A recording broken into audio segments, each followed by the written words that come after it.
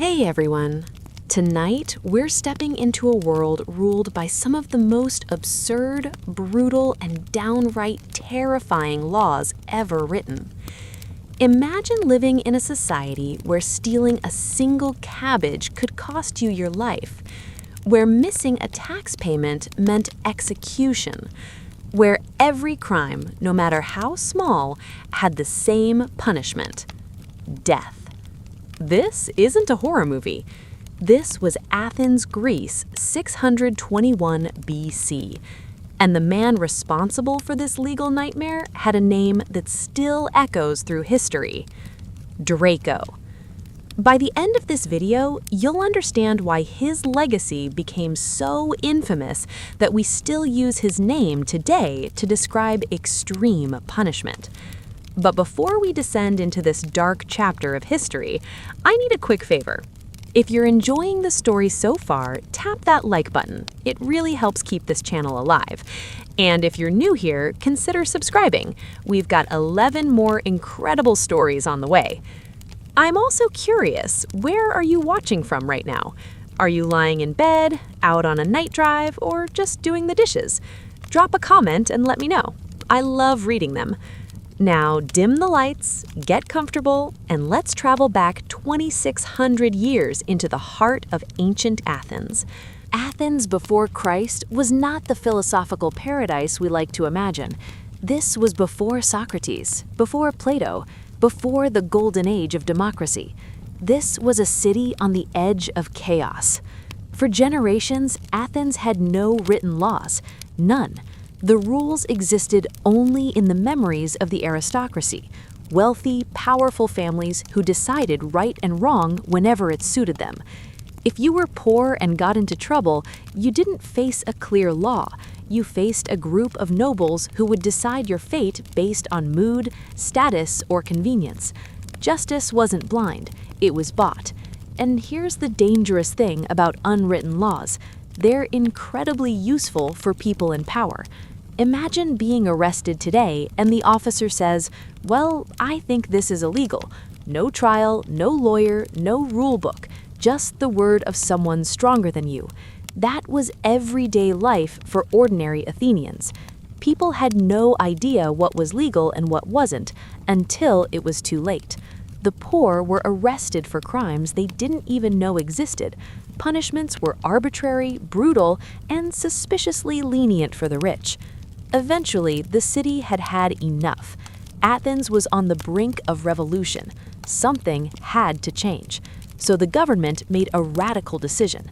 For the first time in its history, Athens would create a written legal code, laws that applied to everyone, rich or poor. They needed someone to write it, someone to define justice itself. They chose a man named Draco. We don't know much about Draco the person.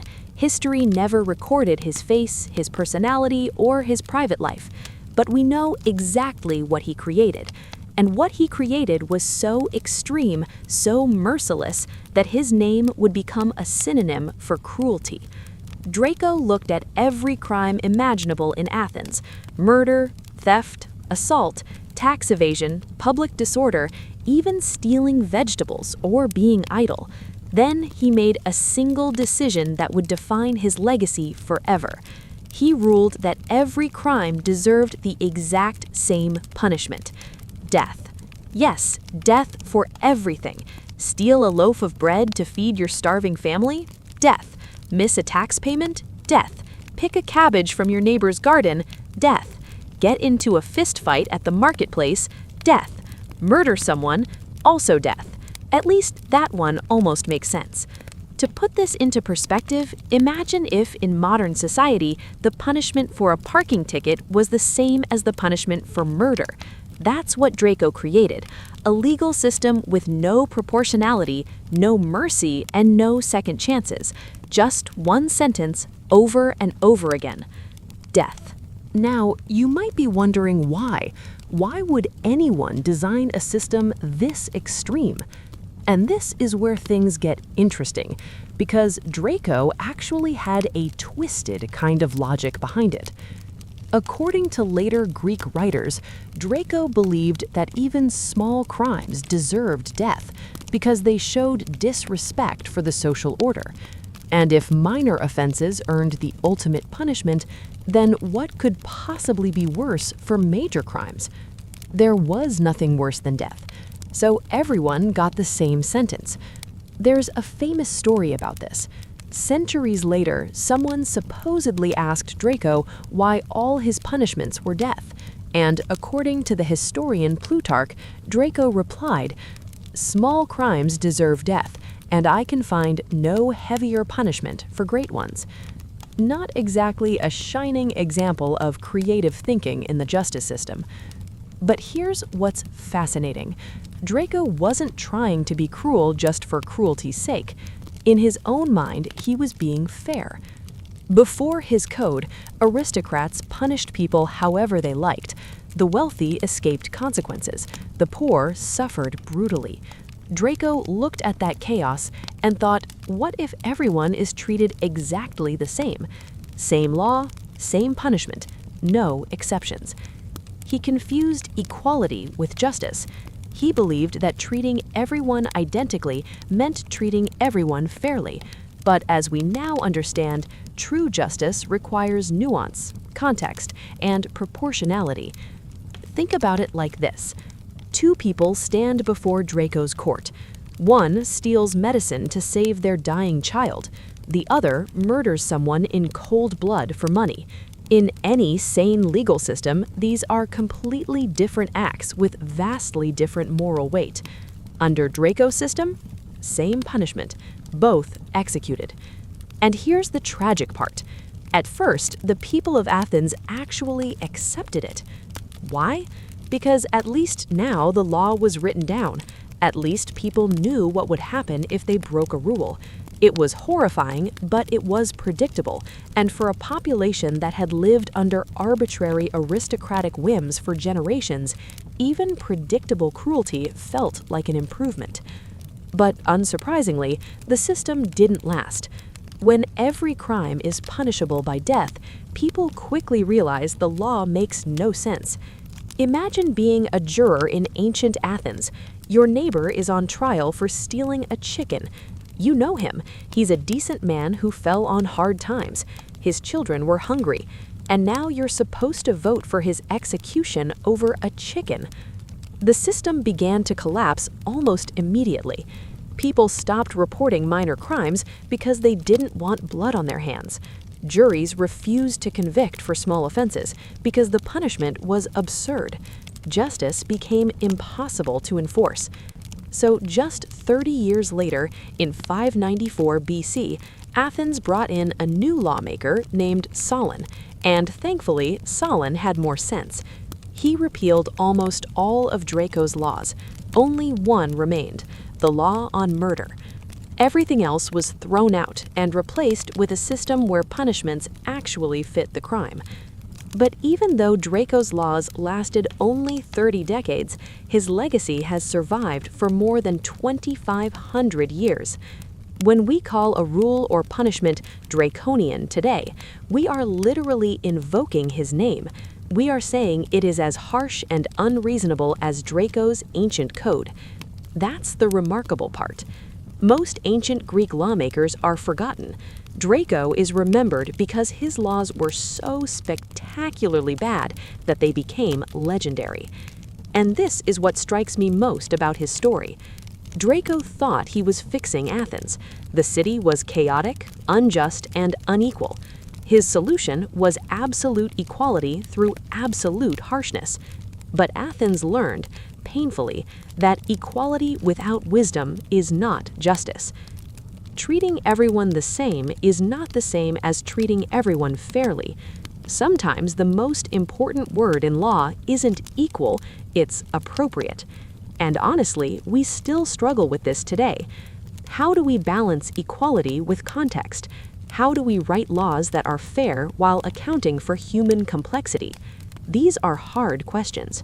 Draco thought he found an easy answer. One size fits all, and that size was death. Athens learned that the easy answer is often the wrong one. There's also something darkly ironic about Draco's legacy. He wanted to be remembered as the man who brought order to Athens. Instead, he's remembered as a warning, a name synonymous with absurd cruelty. So, what can we learn from Draco's disaster? First, laws without proportionality aren't really laws. They're tyranny with paperwork. Second, equality and justice are not the same thing. And third, the worst systems often come from the best intentions. Draco genuinely believed he was helping Athens. He wasn't a cartoon villain. He thought he was creating fairness. But good intentions without wisdom can be just as destructive as malice.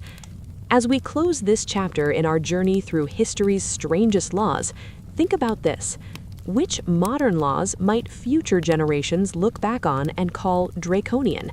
What do we accept today that might one day seem as just as absurd? And we're only getting started.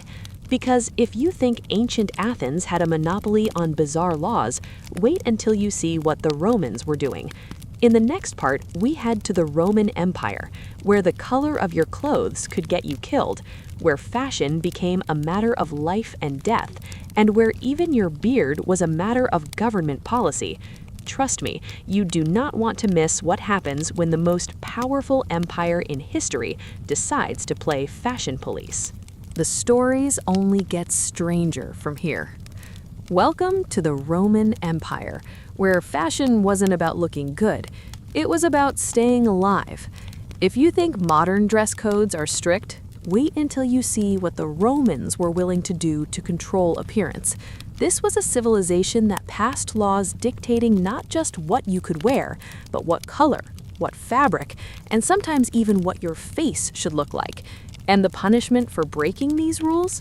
Let's just say the Romans didn't mess around. So let me ask you something. Have you ever been turned away from a restaurant or a club because of what you were wearing? Sneakers instead of dress shoes, jeans when they wanted formal. Annoying, right? Now multiply that frustration by 1,000 and add the threat of execution, and you'll start to understand what fashion meant in ancient Rome. Let's start with the most dramatic example of all, the color purple. Today, purple is just another color. You might love it, you might hate it. Either way, wearing it won't get you arrested. In ancient Rome, it absolutely could. Purple wasn't just a color, it was a declaration of supreme power. And if you wore it without permission, you could be charged with treason and sentenced to death. So why purple? The answer lies in economics and chemistry. The dye was called Tyrian purple, and it came from a specific species of sea snail found along the coast of Phoenicia in what is now modern-day Lebanon. And here's where it gets insane. To produce enough dye for a single toga, one garment, Roman dyers had to harvest and crush around 10,000 snails. 10,000 for one outfit. Workers collected the snails, cracked them open, and extracted a tiny gland that produced the dye. These glands were then crushed and fermented in massive vats for days. The smell was so unbearable that dye workshops were forced to operate far outside city limits. One Roman writer described the stench as offensive and persistent, which is ancient Roman for absolutely revolting. But the result was extraordinary. The dye produced a deep, rich purple that didn't fade in sunlight and actually became more vibrant over time. It was beautiful, and because it was so difficult to make, it became the ultimate symbol of wealth and authority. By some estimates, Tyrian purple was worth more than its weight in gold. You could literally trade gold for purple dye and break even. So the emperors made a decision. If purple symbolized ultimate power, then only the emperor should be allowed to wear it. And that's how the purple laws were born.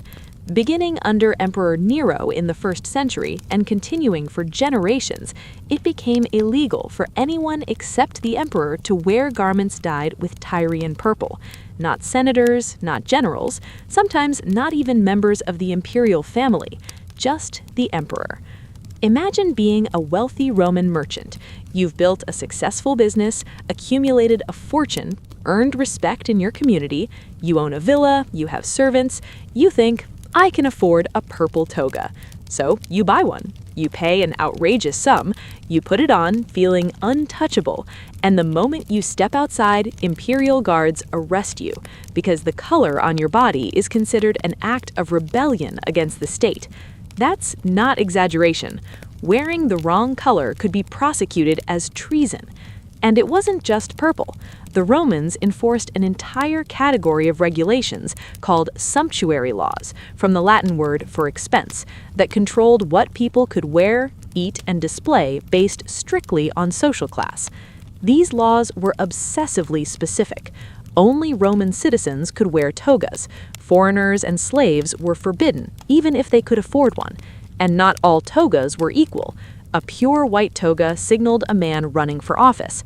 A toga with a purple stripe, just a stripe, meant you were a senator or magistrate. A dark toga meant mourning. Women had their own restrictions. At various times, laws limited how much gold jewelry women could own. Some even restricted how women could travel, forbidding them from riding in chariots within city limits unless they were attending religious ceremonies. The message was clear. The state decides how much luxury you're allowed to display. And then things got even stranger. Emperor Augustus, who ruled from 27 BC to 14 AD, decided clothing laws weren't enough. He wanted to regulate men's grooming, too. Augustus passed a law requiring respectable Roman men to be clean-shaven. Beards, he argued, were barbaric, something worn by uncivilized people. Real Romans had smooth faces. That might not sound dramatic today, but remember, this was ancient Rome. No safety razors, no shaving cream. Shaving meant a barber scraping your face with a sharp bronze or iron blade. No numbing agents, just metal on skin. It was painful, expensive, time-consuming. But if you wanted respect, political influence, or social credibility, your face had to be smooth. Your beard, or lack thereof, became a political statement. The historian Plutarch tells us about Scipio, a Roman general who lived before Augustus but shared similar beliefs.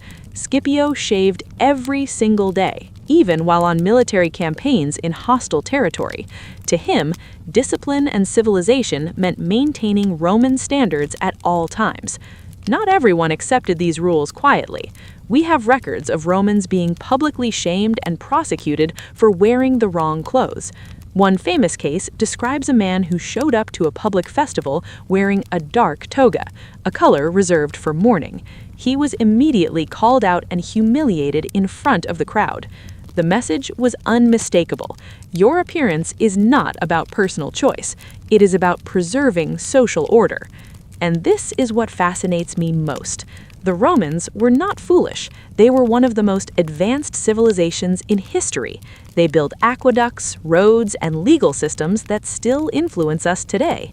Yet, they were utterly obsessed with using appearance as a tool of control, to enforce hierarchy, obedience, and power. And as we'll see, fashion was only the beginning. Why did the Romans do this? Because visual cues made their society function smoothly.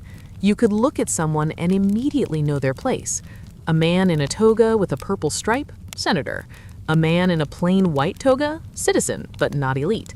A man wearing only a tunic? Non-citizen or slave. A woman dripping in excessive gold? Breaking the law and signaling dangerous ambition. To the Romans, clothing wasn't decoration, it was information.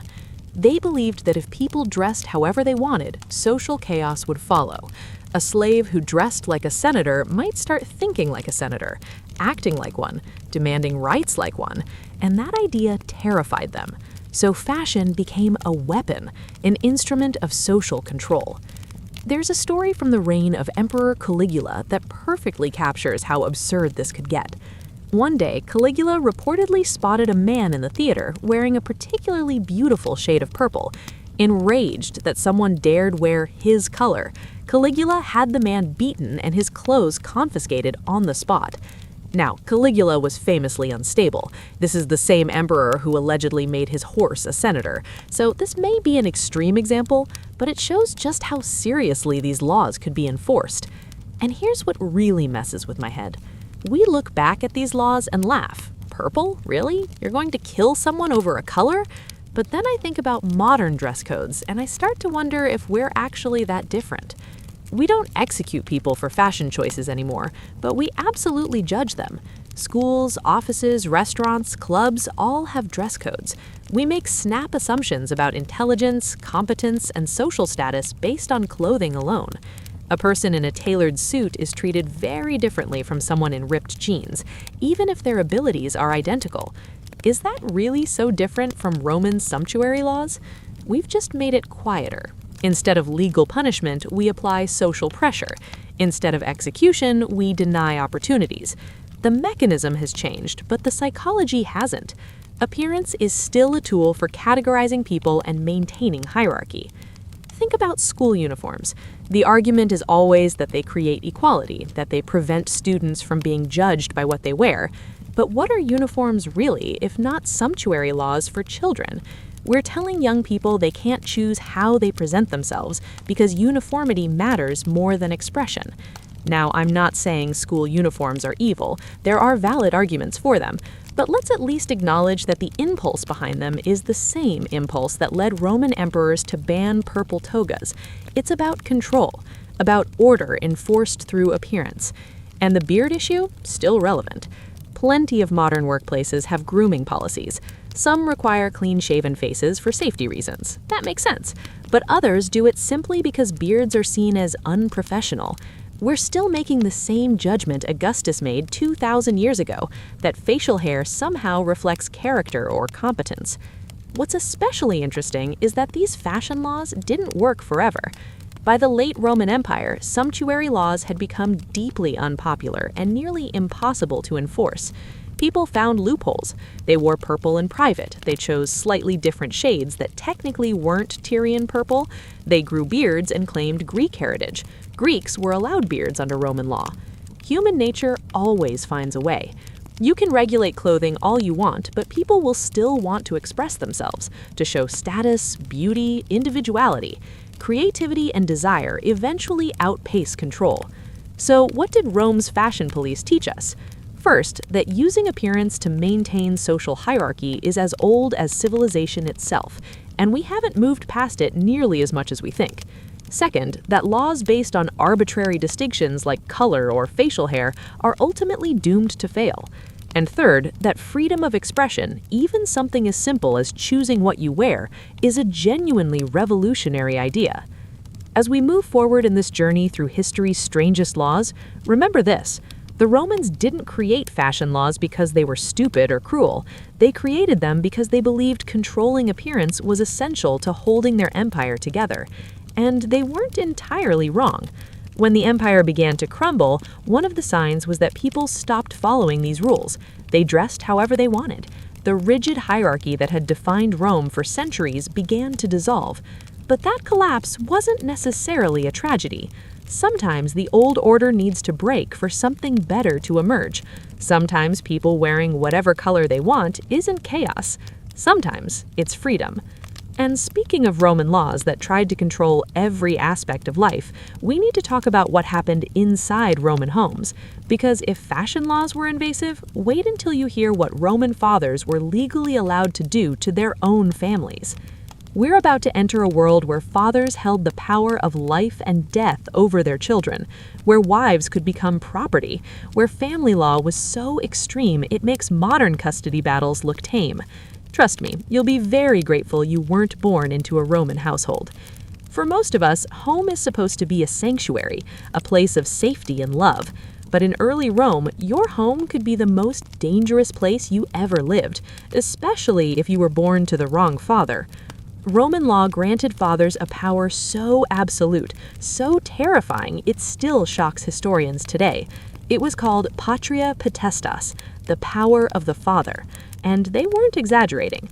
Let me ask you something. Have you ever argued with your parents about your life choices, your career, who you're dating? Frustrating, sure, but eventually, as an adult, you get to decide for yourself. Now imagine if your father had the legal right to kill you for disobedience. Not disown you, not cut you off financially, kill you, and it would be completely legal. That was the reality of patria potestas in early Rome. A Roman father, always the father, mothers had no legal authority, held absolute power over everyone in his household, his wife, his children, his grandchildren, even his adult sons with families of their own. As long as the patriarch lived, everyone under his roof was legally his property. He could decide who they married, what jobs they took, he could seize all the money they earned. And if they displeased him, he could punish them however he wished, up to and including execution. The historian Dionysius of Halicarnassus described it bluntly.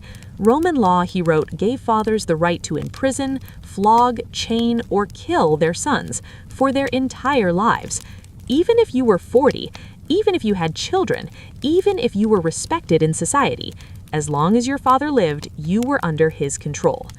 Imagine a 35-year-old Roman soldier, decorated, battle-hardened, a leader of men. He returns home and his 70-year-old father decides he's dishonored the family. Maybe he married the wrong woman. Maybe he made a bad business decision. The father could have him executed. No trial, no appeal. Now, to be fair, most fathers didn't actually exercise this power. Social pressure and family honor usually restrained them. But the fact that they could shaped everything. Fear and obedience were baked into the family structure. And it gets worse. Roman fathers could also sell their children. The 12 Tables, Rome's foundational legal code, explicitly allowed it. A father could sell his son into slavery. And here's the bizarre part. If a father sold his son 3 times, only then was the son freed from paternal control. Twice was acceptable, 3 times was apparently too much. Some fathers exploited this. They sold sons for labor, pocketed the money, then bought them back. Others sold children to creditors to pay debts, using their own families as collateral. And while this was horrific for sons, daughters and wives often had it worse. When a Roman woman married, she didn't just join her husband's family, she became his property. If she lived continuously in his house for 1 full year, ownership transferred automatically. But Roman women found a loophole. The law required 1 continuous year, so once a year, women would leave their husband's home for 3 nights in a row, staying with friends or relatives. By breaking the cycle, they retained legal independence. It was called the trionoctium, the 3 nights. Picture it. Once a year, women were packing bags and leaving home. Husbands knew it was coming. Ah, yes, that time of year when my wife must leave so she doesn't become my property. Absurd, but also brilliant. It was resistance through ritual. And finally, adultery law, where Roman family law becomes truly dark. If a husband caught his wife in an affair, the law didn't just allow him to act, it demanded it. First, he had to catch them in the act. Then he had exactly 20 hours, no more, no less, to summon neighbors, friends, and family to witness what he had found. Because in Rome, even private betrayal was a public matter. It's midnight. Your neighbor bursts into the street shouting, "Come quickly, my wife is with another man. Everyone must see this." And people actually come running because the law requires them to. Their presence isn't gossip, it's legal testimony. And it gets worse.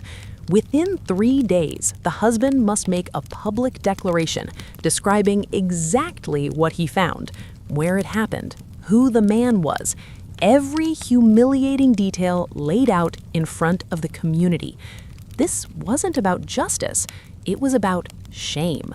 The goal was public humiliation, branding the wife and her lover as moral failures in the eyes of everyone they knew. And the consequences depended entirely on social class. If the lover was a slave or a prostitute, the husband could kill him on the spot. No trial, no questions. But if the lover was a Roman citizen, the husband had to seek permission from his father-in-law. Yes, he had to ask his wife's father whether he was allowed to kill the man who slept with his daughter. Imagine how awkward that conversation must have been. And the husband didn't get a choice about the marriage either. He was legally required to divorce his wife immediately. If he didn't, he could be charged with pimping. The logic was that if you stayed married to an unfaithful wife, you must be benefiting from her affairs. Either way, the marriage was over. What bothers me most is the imbalance.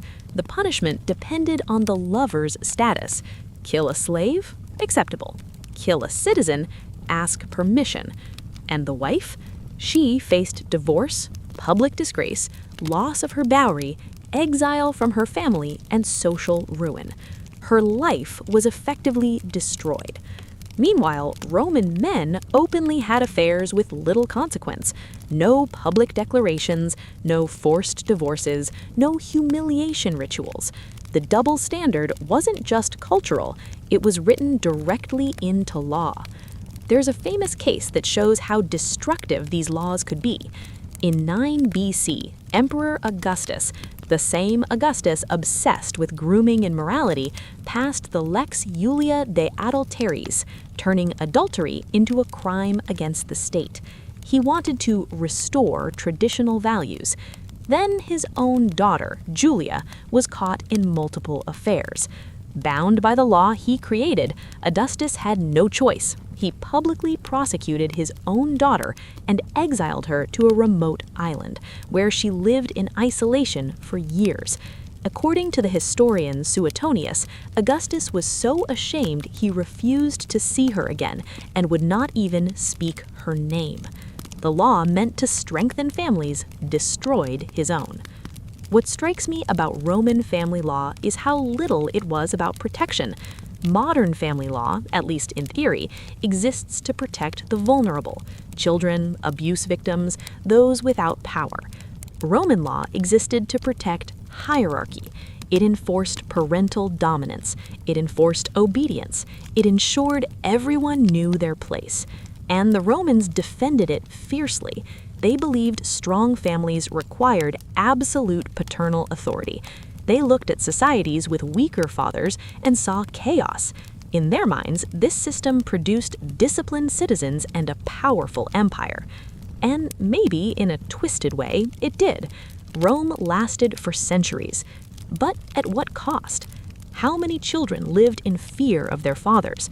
How many women performed the yearly 3-night ritual just to remain legally human? How many families were shattered by laws that valued control over compassion? Here's the hopeful part. These laws didn't last forever. By the 4th and 5th centuries, patria potestas was weakened. Emperor Constantine, after converting to Christianity, restricted paternal authority. Fathers could no longer kill adult sons. Children gained the right to own property independently. Absolute power was dismantled piece by piece. Why? Because societies evolve, because new philosophies taught that every human life had inherent dignity, because women resisted, because sons who survived abusive fathers refused to repeat the cycle. Change came slowly, but it came. And that matters, because unjust family laws still exist today. There are still places where women are treated as property, where parents control adult children, where abuse is ignored in the name of tradition. Rome reminds us that even ancient, deeply rooted systems can change if people are willing to say, "This is wrong." So, what can we learn from Rome's family law nightmare? First, control is not love. Fear may enforce obedience, but it never builds trust. Second, legal power without accountability leads to abuse every time. And third, the most important unit of society isn't the patriarch, it's the individual human being with inherent rights. Think about your own life, your family, your choices. Under Roman law, would you be free or owned? But as oppressive as Roman family law was, it still tried, however brutally, to impose order. What happens when lawmakers abandon reason entirely?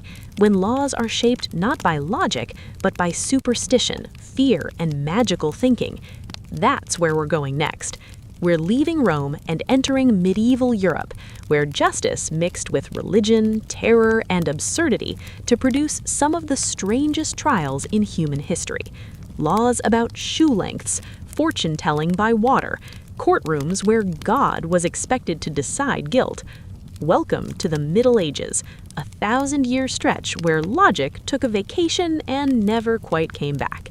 This was a world where your shoes could be illegal, where being accused meant being thrown into a river, and survival itself was considered proof of innocence.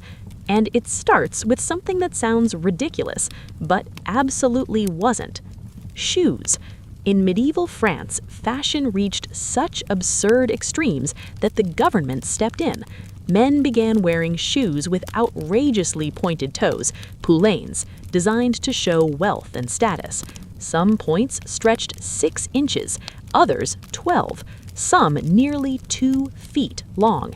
These shoes were so impractical that men tied the tips to their knees with chains just to walk. Eventually, King Charles V had enough. In 1363, he issued a law limiting shoe length by social class. Commoners, 6 inches. Gentlemen, 12. Only high nobles were allowed the absurd 2-foot versions. The government was regulating footwear to preserve hierarchy, and men still pushed the limits. Tailors were fined, wearers were humiliated, shoes became evidence of ambition, and ambition became a crime. Because in medieval society, appearance wasn't personal, it was political. And across the Channel in England, things were no better. In 1313, King Edward II passed a law banning armor inside Parliament, not because it was ceremonial, but because nobles showed up armed to intimidate lawmakers. Politics was so violent that clothing became a threat. That law still technically exists today. But medieval fashion laws were mild compared to medieval justice. Enter trial by ordeal. If you were innocent, God would save you. If you were guilty, he wouldn't. Trial by water meant being tied and thrown into a river. Float, and you were guilty. Sink, and you were innocent. Of course, sinking meant drowning. In one case from 1122, a woman accused of adultery sank, was declared innocent, pulled out unconscious, and later died. Legally innocent, practically dead. Trial by fire wasn't better. You carried a red-hot iron and waited days to see if your wounds healed. Infection meant guilt. This wasn't rare, it was standard. Welcome to medieval justice, where evidence mattered less than survival and logic was optional. Trial by combat took medieval logic to its most dangerous conclusion. If the accused and the accuser fought, the winner was declared right because God had supposedly chosen them. On the surface, it almost made sense, assuming combat skill reflected divine favor. But in practice, it meant the better fighter was legally correct. Justice was determined by strength, not truth, which is a horrifying foundation for any legal system. What's most unsettling is that medieval people truly believed this worked. They were convinced God actively intervened in these trials, delivering verdicts in real time. And the church didn't just tolerate this belief, it endorsed it. Priests blessed the water before ordeals, prayed over red-hot irons, and sanctified combat grounds. The full religious establishment supported the idea that guilt could be revealed through pain, chance, and superstition. But historians have uncovered something quietly remarkable. There is evidence that some medieval priests knew these trials were unjust and secretly sabotaged them to save lives. A monk named Raoul Glauber, writing in the 1100s, described priests coating iron bars with protective substances to reduce burns, or quietly instructing accused people how to hold hot metal to minimize injury. These priests couldn't openly challenge the system without risking accusations of heresy, so they resisted from within, subtly helping people survive a system they knew was broken. Nowhere did medieval legal madness reach its peak more brutally than in witchcraft accusations. Ironically, the early medieval church didn't even believe in witches. Around the year 800, a document called the Canon Episcopi dismissed stories of witches flying through the air as superstitious nonsense. People who claimed to see witches, the church said, were deluded. But by the 1500s, everything had reversed. The church didn't just believe in witches, it hunted them. Fear, political instability, and a single infamous book changed everything. In 1486, two German monks published the Malleus Maleficarum, a witch-hunting manual explaining how to identify, interrogate, and prosecute witches. Its evidence was deeply unhinged. According to the book, witches could be identified by devil's marks, moles, birthmarks, scars, or any unusual skin feature. Accused women were stripped naked and examined inch by inch. If a mark was found, it proved witchcraft. If none were found, it meant the witch had magically hidden it. But one of the most disturbing details often overlooked is this. The book claimed overweight people, especially women, were more likely to be witches. The reasoning was that witches attended secret feasts with the devil and ate luxuriously. So if a woman was heavier than expected for a poor peasant, she must be dining at demonic banquets. Think about that. In an era of famine and malnutrition, being well-fed became evidence of evil. Body size became legal proof of guilt. Women who were simply healthy or naturally heavier were accused, tortured, and executed. This was body shaming as legal doctrine, and it killed tens of thousands. Modern historians estimate that between 40,000 and 100,000 people, mostly women, were executed for witchcraft in Europe between 1450 and 1750. Body weight was just one of many arbitrary traits used against them. Trial by water returned, now weaponized almost entirely against women. Accused witches were bound and thrown into rivers. Float and you were guilty. Sink and you were innocent but drowned. Same logic, same outcome. One documented case from 1612 in Lancashire, England, describes Janet Preston, accused partly because court records noted she was unusually plump for her station. Witnesses testified she must be eating well somehow, implying supernatural assistance. She was convicted and hanged. Her crime was looking healthy while poor. What disturbs me most about medieval justice is how it transformed basic human emotions, fear, jealousy, resentment, into legal procedure. A neighbor dislikes you? Accuse them of witchcraft. A woman rejects a man? Witch. Someone's crops do better than yours? Devil's pact. There was no presumption of innocence. The accusation itself was evidence. Denial meant guilt. Confession under torture proved guilt. There was no path to survival. Contrast this with modern legal systems, at least in democratic societies. We presume innocence. We require evidence. We don't throw people into rivers to determine guilt.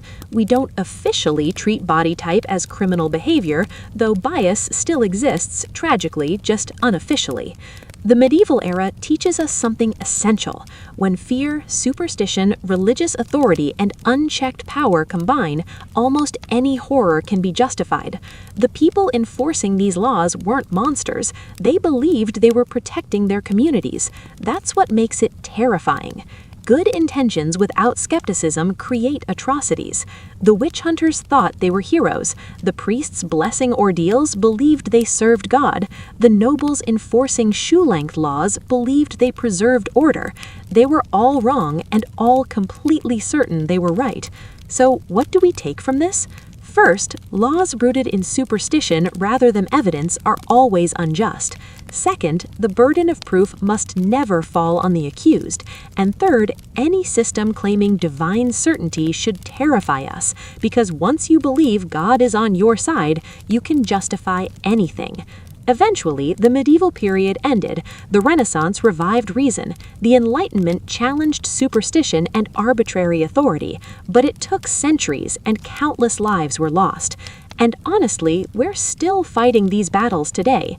We still see laws built on fear instead of evidence. We still convict people in the court of public opinion. We still judge based on appearance. The medieval mind isn't as far behind us as we like to think. But medieval lawmakers obsessed over humans, at least that was the focus, right? Not quite, because the next chapter reveals something even stranger. Throughout history, humans have been absolutely obsessed with making laws about animals. Not protection laws, but bizarre, hyper-specific rules that make you wonder what kind of incident forced lawmakers to say, "We need a law about this immediately." From flying moose to ice cream-based horse theft, animal laws might make everything we've covered so far seem almost reasonable. Almost. There's something deeply human about our relationship with animals. We love them, we fear them, we depend on them, and apparently we regulate them in the strangest ways imaginable. At some point, serious lawmakers sat in official chambers and thought, we really need a rule about what you can and cannot do with a moose, and then they wrote it down. Tonight, we're entering the bizarre world of animal laws, where bears can't wrestle, ice cream can be a crime, and moose in airplanes became legislative concern. Let's start in Alaska. Alaska has multiple laws about moose, and the first one is incredible. It is illegal to push a living moose out of a moving airplane. Yes, someone was apparently doing this often enough that lawmakers had to step in. Who was doing it? Why? Records are vague, but in the early 20th century, small planes were used to access remote wilderness and transport cargo, including livestock. At some point, someone apparently decided the easiest way to unload a moose mid-flight was not landing. Picture it, a bush plane over the Alaskan wilderness, a 1,500-pound moose somehow on board. The pilot thinks, you know what would make this landing easier? No moose. Door opens, moose exits, gravity handles the rest. It probably didn't happen often, but once was enough. And Alaska wasn't finished. They also made it illegal to give alcohol to a moose, and this one has a darker backstory. In the 1930s and 40s, people intentionally got moose drunk for entertainment, fermented fruit, straight alcohol, then they waylaid it. A drunk moose is not funny, it's terrifying. Moose already cause more injuries in Alaska than bears. They weigh over 1,000 pounds, charge at 35 miles per hour, and can kill with a single kick. Add alcohol and you get a massive, aggressive, unpredictable animal wandering into towns. There are records of drunk moose charging cars, smashing property, and attacking people. In one Anchorage incident, a moose that ate fermented crab apples terrorized a neighborhood for hours. Authorities couldn't shoot it, couldn't tranquilize it easily, they just waited for it to sober up. So Alaska passed a law, stop getting the moose drunk. Ridiculous wording, perfectly reasonable intent. Now let's go south to Georgia. Georgia still technically bans carrying an ice cream cone in your back pocket on Sundays, and the reason is incredible. Before cars, horses were everything: transportation, livelihood, survival. Horse theft was a serious crime, but thieves found a loophole. If a horse followed you willingly, you technically hadn't stolen it, so thieves put ice cream in their back pockets. Horses followed, no force, no theft, legally. Georgia lawmakers responded, banning back pocket ice cream, especially on Sundays when horses were unattended during church. Back pocket ice cream equaled attempted horse theft. It worked, and it never was repealed. And finally, Louisiana. Yes, it is illegal to wrestle a bear, because bear wrestling was real. Traveling shows forced drugged, declawed bears into matches for entertainment. The bears suffered immensely. By 1972, Louisiana finally banned it. Which means occasionally laws exist not because people are ridiculous, but because people once were. And that, somehow, might be the strangest truth of all. The law came with serious penalties, heavy fines, and even possible jail time for anyone organizing these events. What fascinates me is how incredibly specific it was. It didn't simply say, don't abuse bears. It spelled it out. You cannot wrestle bears. You cannot stage wrestling matches involving bears. You cannot engage in any kind of physical confrontation between humans and bears for entertainment. That level of detail tells us something important. When lawmakers were writing this bill, they were clearly anticipating loopholes. Someone, somewhere, was absolutely prepared to argue, it's not wrestling, it's just aggressive hugging. So the lawmakers shut that down immediately. No wrestling, no fighting, no staged encounters. Bears are not your entertainment. And honestly, this is one of the rare bizarre laws where I completely agree. Yes, it sounds ridiculous on paper, but it absolutely needed to exist. Sometimes strange-sounding laws are responses to very real cruelty. Not every weird law is stupid. Some are just very late.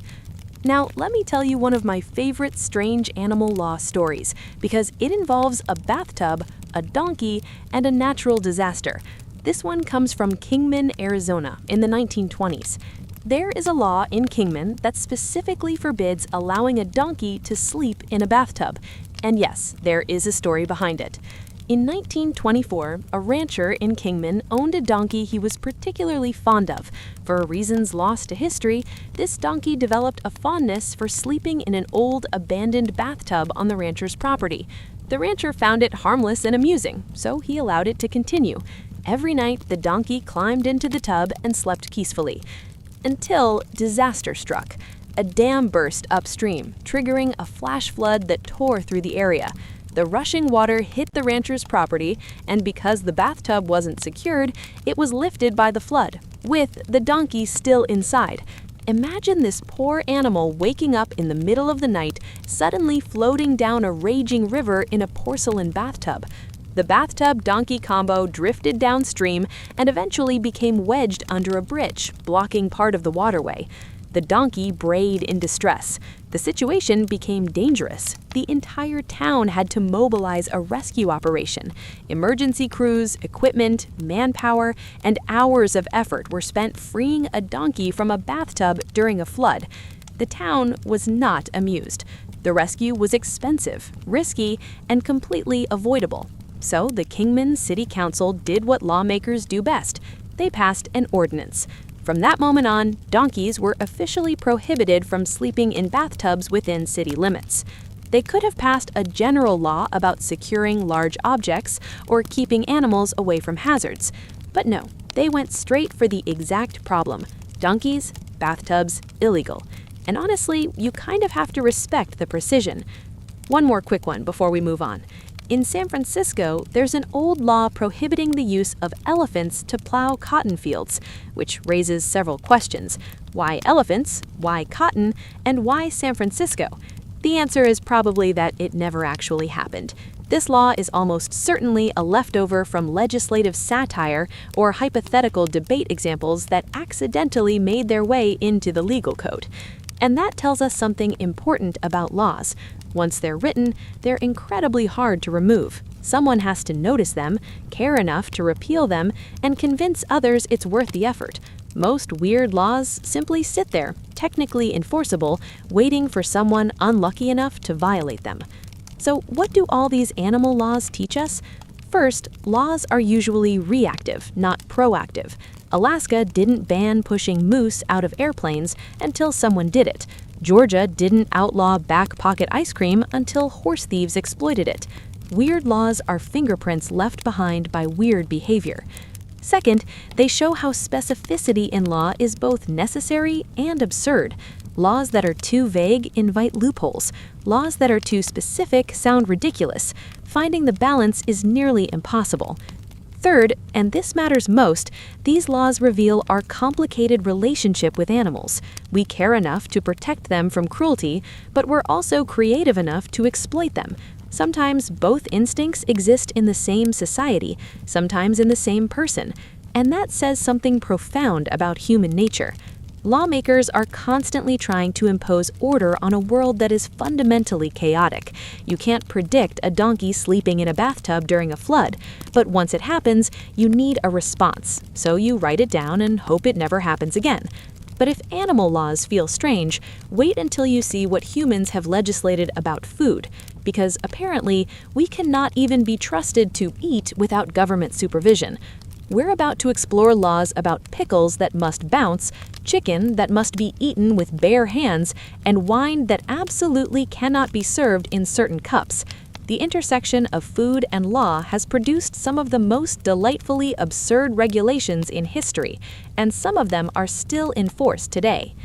Food is universal. Every culture has traditions, taboos, and strong opinions about what we eat and how we eat it. Some societies took that one step further and decided the government should get involved, and sometimes they got very involved. Let's start with might be the most scientifically ridiculous food law ever created, Connecticut's bouncing pickle test. Picture the early 1940s. World War II is raging, food is rationed, and two men are arrested in Connecticut for selling bad pickles, spoiled, mushy, unsafe pickles. The problem? The state had no clear standard for proving a pickle was too bad to sell. So the state food commissioner came up with a solution that sounds like satire. A proper pickle must bounce when dropped from 1 foot in the air. Drop it, if it bounces, it's fit for sale. If it splats, flops, or collapses sadly, it's illegal. Surprisingly, it kind of works. Properly pickled cucumbers stay firm. Unproperly pickled ones turn mushy. The bounce test became an official inspection method. Inspectors showed up with rulers and dropped pickles like scientists conducting slapstick experiments. And here's the best part. The law is still technically on the books. Modern testing has replaced it, but the bounce test was never repealed. Somewhere in Connecticut's legal code, physics still determines pickle safety. Now let's head south to Gainesville, Arizona. In Gainesville, it is illegal to eat fried chicken with anything other than your hands. Forks and knives are banned. Chopsticks? Absolutely not. This law was passed in 1961 as a publicity stunt to promote Gainesville as the poultry capital of the world, and it worked. The city became famous for it. In 2009, a tourist deliberately broke the law by eating fried chicken with a fork. Police were called, she was jokingly arrested, and ceremonially pardoned by the mayor. It was theater, but meaningful theater. The law isn't about enforcement, it's about identity. It says, this is who we are. But not all food laws come from pride.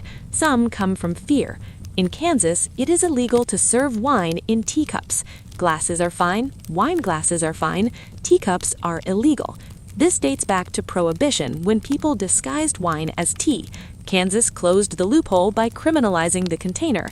And even though Prohibition ended decades ago, the teacup law remains. Same with North Carolina's bingo law. You can play bingo drunk, you can watch bingo drunk, but if you're running the game, you must be sober because bingo raises serious money and the state treats it like gambling. And finally, medieval Venice used food to enforce social hierarchy. Prostitutes were restricted from eating certain foods or dining in certain places to prevent them from appearing high status.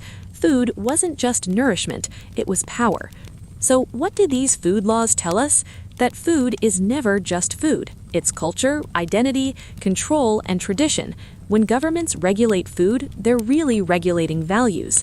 And if you think governments are intrusive about food, wait until we talk about marriage, because once lawmakers get involved in love, things get truly wild. The poet Propertius, writing during this period, complained openly and bitterly about the pressure to marry when he was perfectly happy living the life of a bachelor.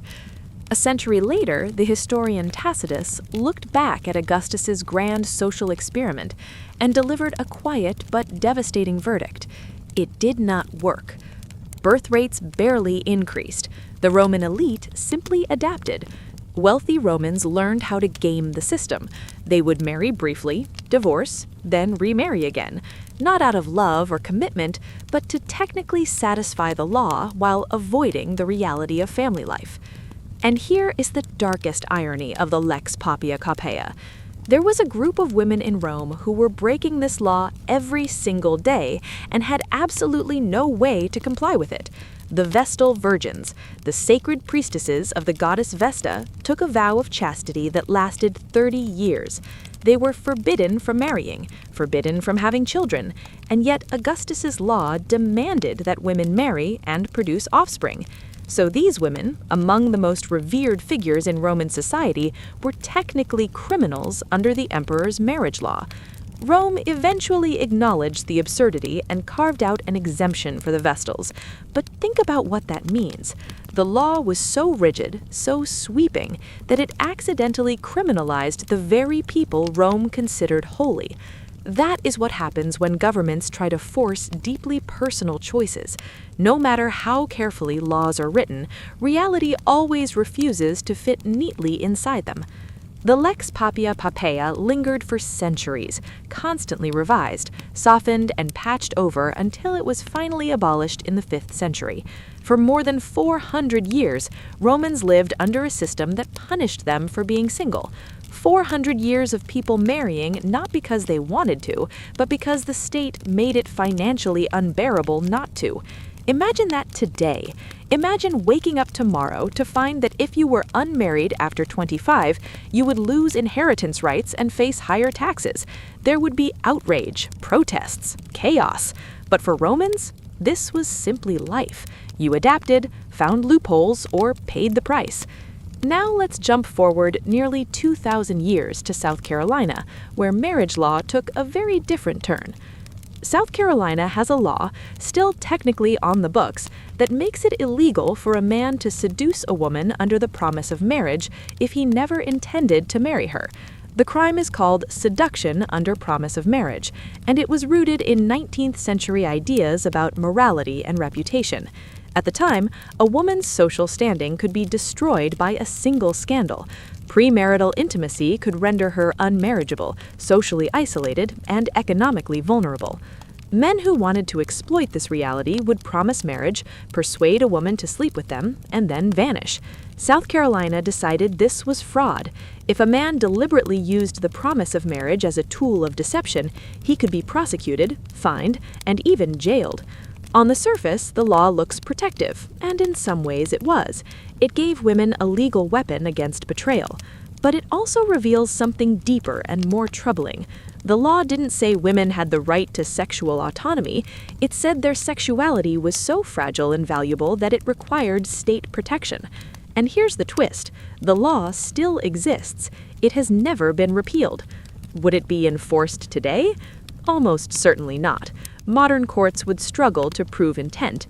How do you demonstrate that someone never meant to marry rather than simply changed their mind? The law is practically unenforceable, but its existence is a time capsule, preserving an era when romantic promises carried legal weight and intimacy could become courtroom evidence. Imagine living in a world where saying, "I want to marry you someday," could later be used against you in court. For generations, that wasn't hypothetical, it was reality. Now let's talk about Samoa, where marriage law moves into even more intimate territory. There are widespread reports that in Samoa, forgetting your wife's birthday can result in prosecution. Yes, forgetting a birthday. Now, to be clear, the exact legal status of this rule is murky. Some sources describe it as customary law rather than formal criminal statute, but the fact that the idea persists tells us something important about cultural values. In Samoan society, relationships are communal, not private. Respect, attentiveness, and harmony are foundational. The concept of va fealoai, maintaining proper relationships, is central to social life. Forgetting your spouse's birthday isn't just inconsiderate, it signals a breakdown in respect that affects the wider community. In this worldview, your marriage isn't just your business, it belongs, in part, to everyone. From a Western individualistic perspective, this feels intrusive, but from a communal perspective, it can feel logical. What if society truly held people accountable for how they treated their loved ones? Would relationships be stronger, or would the pressure be unbearable? It's a fascinating question about where personal responsibility ends and social enforcement begins. Now let's travel back to the year 438 CE, to the Theodosian Code. This massive legal compilation did more than organize Roman law. It declared Christianity the official religion of the empire and criminalized conversion away from it. If you were born Christian and adopted another faith, you could be executed, your property seized, your family punished, and marriage was dragged directly into this system of control. The Theodosian Code prohibited marriages between Christians and non-Christians. Love across religious lines was illegal. A Christian woman who fell in love with a Jewish man faced an impossible choice: abandon the relationship, force conversion, or break the law and risk everything. These restrictions shaped European legal traditions for over 1,000 years, and their echoes still exist today in laws and customs that restrict interfaith marriage. Finally, let's go back even further to Babylon around 1750 BCE and the Code of Hammurabi. This code demanded absolute proof for accusations. If you accused someone and failed to prove it, you suffered the punishment yourself. In cases of adultery, that proof could involve trial by river ordeal. The accused would be thrown into the river. Survival meant innocence. Drowning meant guilt. Either way, the outcome was brutal. Imagine accusing your wife of adultery, watching her thrown into the river, knowing that if she survived, you would be punished, and if she drowned, you'd be proven right, but she'd be dead. No one truly wins. What all of these laws reveal is the same unsettling truth. Governments have always believed your love life is their business. Marriage isn't just about affection, it's about property, inheritance, social order, birth rates, and power. And because of that, societies have endlessly tried, and failed, to regulate it. We've made progress, but the tension remains. And if you think governments are intrusive about marriage, wait until you see what they've done about Sundays. Parliament was never just a government building. It was a semi-sacred space where oaths were sworn, God was invoked, and religious and civil law intersected. Controlling behavior in Parliament meant controlling behavior in a place that was both civic and spiritual. Now, let's shift to Arkansas, where the law isn't about religion, but it reveals a similar urge to control culture and identity. In Arkansas, there's an actual law governing how you pronounce the state's name. The correct pronunciation is Arkansas, with the final S silent. Say Arkansas, and technically, you're breaking the law. Passed in 1981, the statute responded to lawmakers' frustration over persistent mispronunciations in national media. The state's name comes from a French interpretation of a Native American word, and the law enshrined that French heritage as the official pronunciation. Enforceable? Practically no. Could you be arrested for saying it wrong? Absolutely not. But it stands as a statement of cultural identity. This is who we are, and you will acknowledge it. It's the same impulse that fueled Sunday laws and religious regulations, communities using legal force to protect traditions, values, and propriety. And for a while, it worked. In early 20th century America, most businesses were closed on Sunday, and church attendance was high. Sunday felt different. But as societies grew more diverse, secular, and individualistic, such laws became impossible to enforce. How do you legislate reverence? You cannot. Slowly, most blue laws faded, though some remain.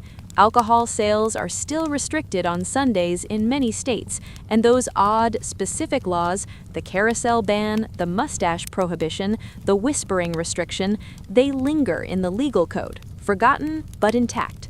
This raises a larger question. Should governments regulate religious observance at all? Is it ever appropriate to declare a day sacred and dictate how it must be observed? Different societies answer differently. Some enforce strict religious rules, others favor complete separation of church and state. The United States sits somewhere in the middle, officially secular but with residual religious influence in law. And history shows that trying to enforce spiritual values through law rarely succeeds. You may create outward compliance, but you rarely foster genuine faith and often generate resentment, especially among those outside the dominant religion.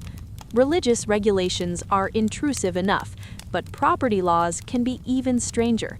Next, we explore ownership rules that will make you question what it really means to own something, from wives becoming property after a year of marriage, to royal fish you cannot keep, to furniture that's illegal to place in your own yard.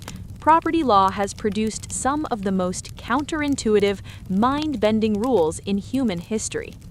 Ownership seems simple. You buy it, it's yours. You inherit it, it's yours. But history shows otherwise. Take ancient Rome, for instance, and their principle of jus capio, acquisition through use. Its logic is simple but shocking. If you possess something long enough and treat it as your own, it becomes legally yours, even if you initially took it without permission. Here's an example.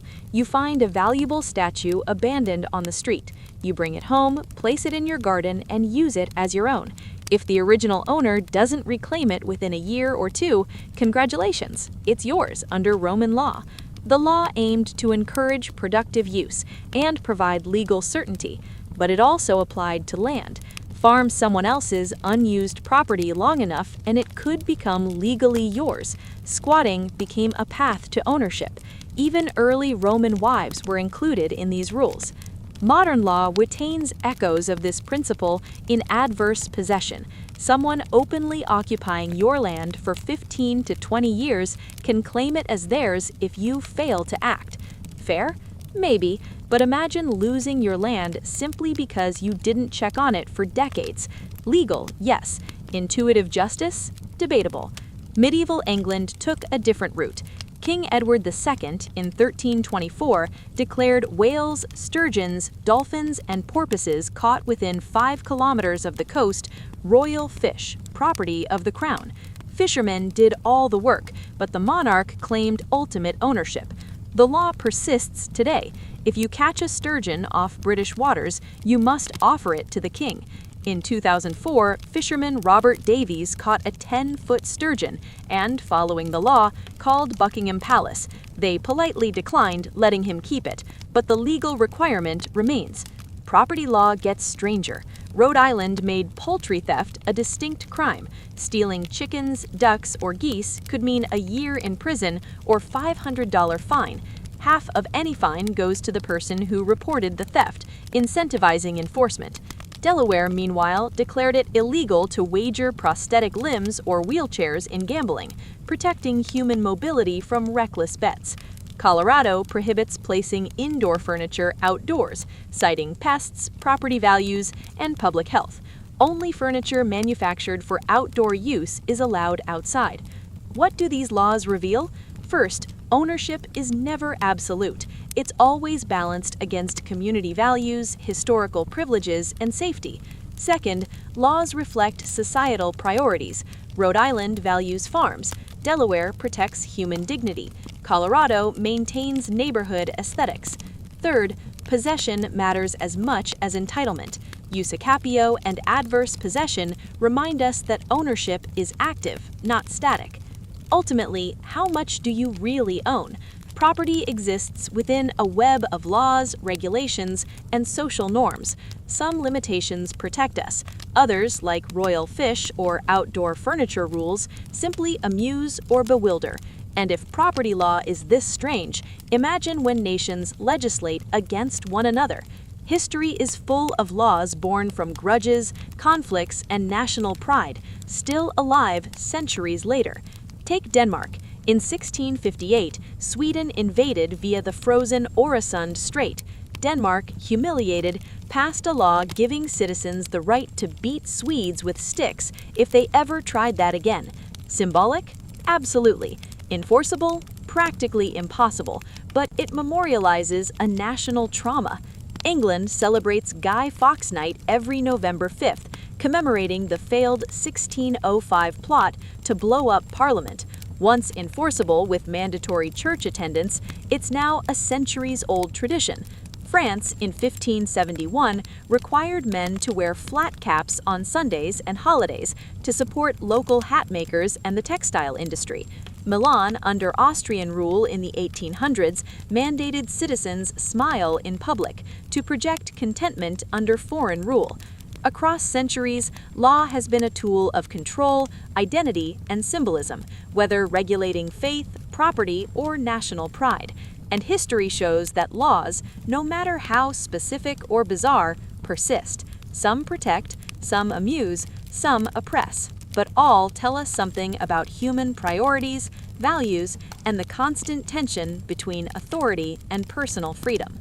Unhappy faces were seen as a sign of discontent, which could signal rebellion. So in Milan, happiness became mandatory. The law came with some specific exemptions. You didn't have to smile at funerals. You didn't have to smile while visiting sick relatives or friends in the hospital. In these situations, sadness was allowed.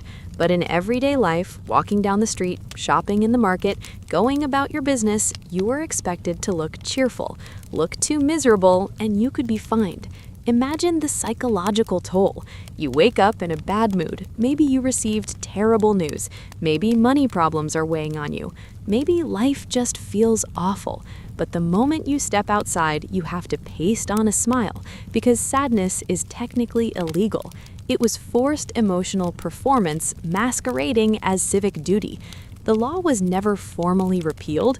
Technically, it still exists in Milan's old legal code, though it hasn't been enforced in over a century. It reveals something chilling about how empires controlled occupied populations. Control over action wasn't enough. They wanted to control expression, emotions, the very appearance of contentment. Italians resisted Austrian rule by exaggerating compliance. Smiles became so wide, so fake, that they were obviously satirical. They were following the law while making it clear they were miserable. Passive resistance through enforced joy. Now, let's travel to Scotland, where one of my favorite odd laws exists. This one actually stems from genuine hospitality. If someone knocks on your door asking to use your bathroom, you're legally obliged to let them in. Yes, really, you cannot deny them. This law comes from ancient Scottish common law concerning hospitality and travelers' rights. In rural Scotland, denying shelter or basic needs could be genuinely dangerous. Over time, the bathroom aspect became formalized. Legal scholars debate whether it's statute or custom, but the expectation is clear: you help someone in need. Imagine being a homeowner in Edinburgh at 10 p.m. Someone knocks. "Can I use your bathroom?" Legally and traditionally, you should say yes. Modern safety concerns make this tricky. Stranger danger, privacy, these clash with ancient hospitality. But the principle is beautiful. Basic human need trumps individual property. Collectivist thinking embedded in law. This raises a bigger question. What purpose do nationalist laws serve? Denmark's authorized stick beating, England's Guy Fawkes commemorations, France's flat cap rule, Milan's mandatory smiling, Scotland's bathroom law. They encode history and culture. They preserve continuity with the past, remind us of our ancestors' experiences, and shape national character. But they also perpetuate division.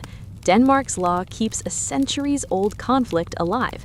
England's celebrations define identity partly through opposition. Milan's law shows authoritarian emotional control.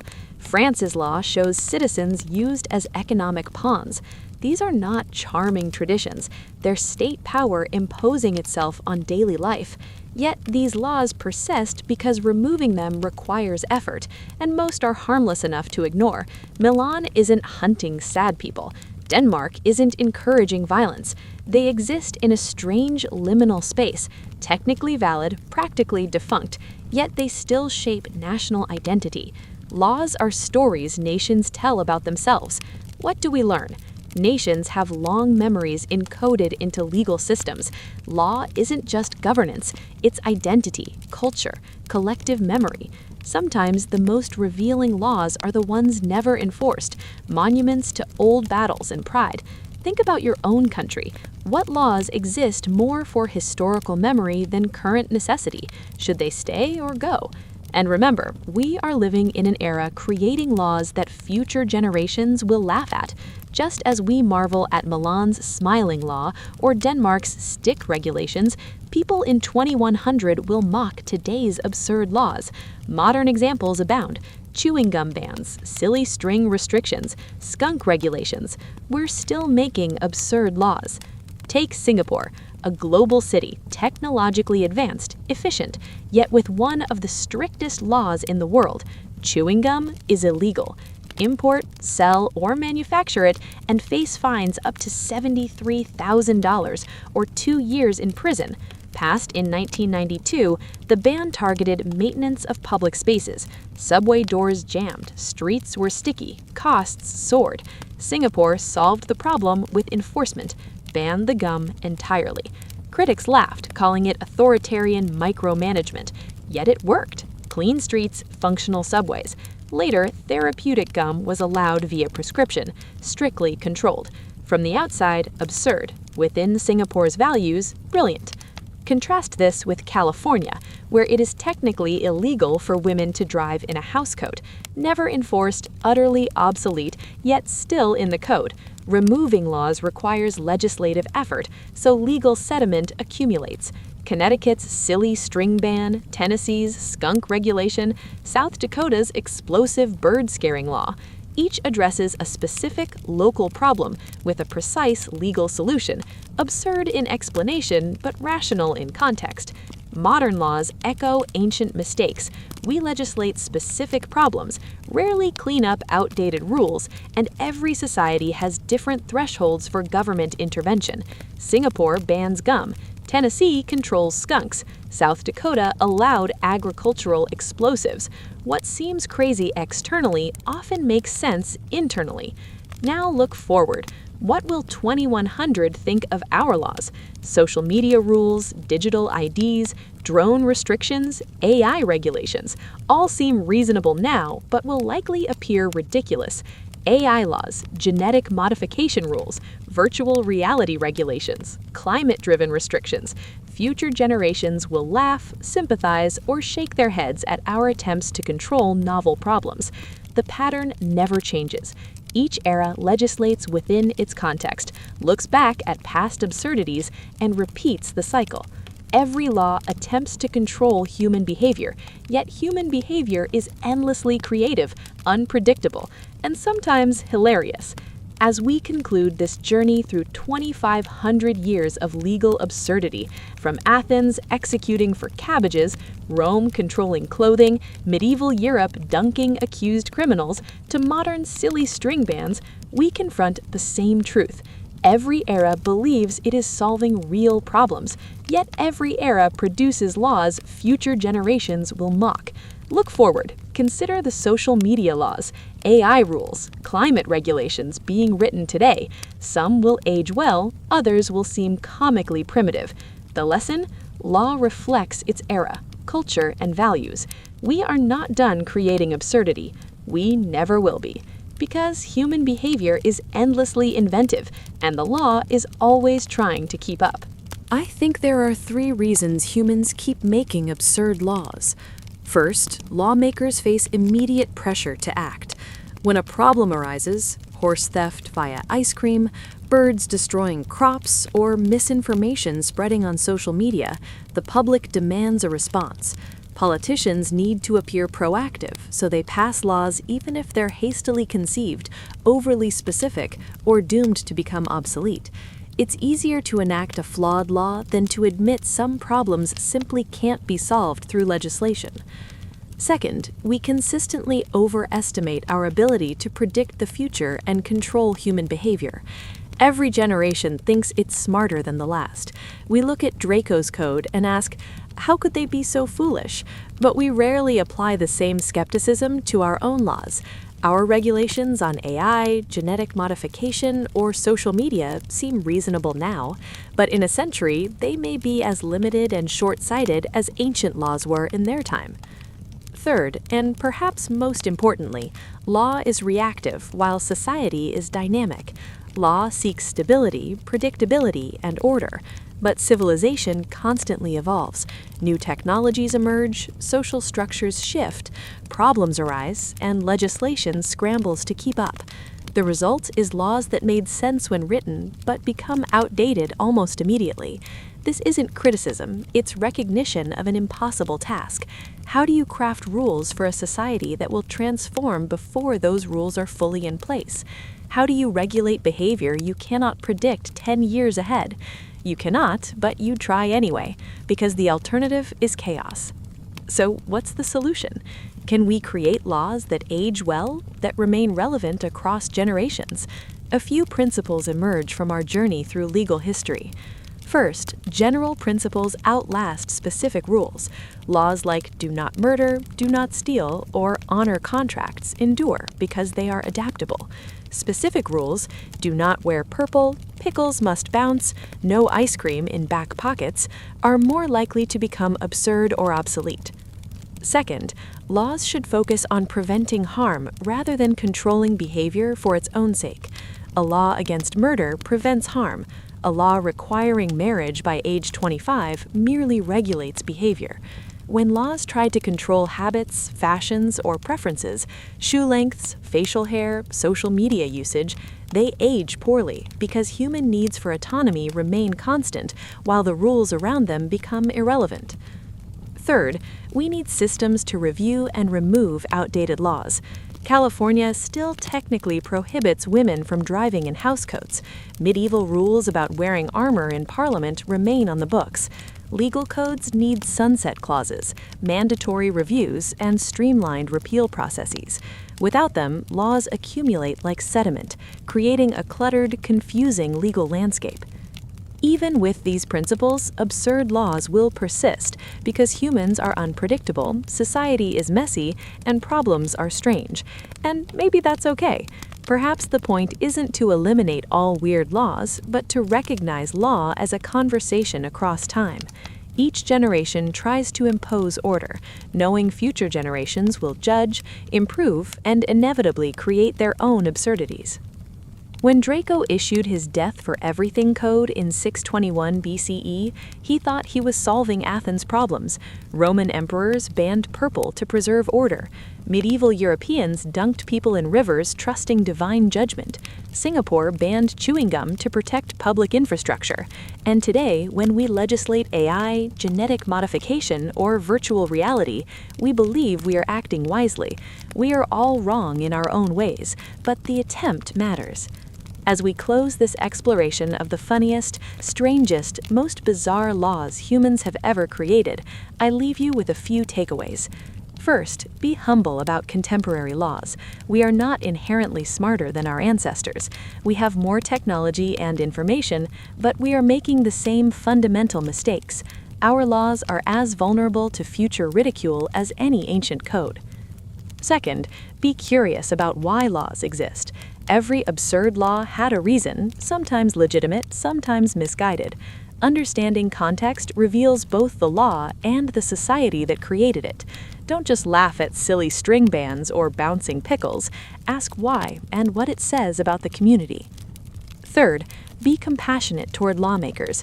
They face an impossible task, creating rules for an uncertain future with imperfect information about an imperfect present. They will fail. We will all fail, but the attempt to impose order, to protect, to create fairness is noble, even if flawed. Finally, recognize your place in this ongoing story. The laws created today will one day be scrutinized by future generations. Social media regulations, environmental rules, genetic policies, and identity laws will all be judged by standards not yet imagined. What legacy do we want to leave? Every generation inherits the laws it deserves, reflecting its values, fears, priorities, and blind spots. Better laws require better understanding, not just of control and punishment, but of creating a framework for humans to coexist with fairness and dignity. This has always been hard, and it will remain hard, but the effort is what makes us human. And so we reach the end of our journey through humanity's strangest, fascinating, and surprising legal history. We have laughed, cringed, and felt grateful we don't live under Draco's code or medieval ordeals. We have also glimpsed ourselves in these laws, our fears, our attempts at control, our desire for order. Thank you for staying with me through this night of legal absurdity. Thank you for laughing at purple garments, bouncing pickles, moose in airplanes, and chewing gun bans. I hope you leave curious, thoughtful, and ready to question the laws around you. Remember, this is just one night, one collection of laws from thousands of years. Entire legal traditions across Asia, Africa, and indigenous communities remain, each with its own strange rules, bizarre precedents, and reminders of humanity's universal struggle: how to live together without destroying each other. Keep exploring, questioning, learning, and laughing at human attempts to control the uncontrollable.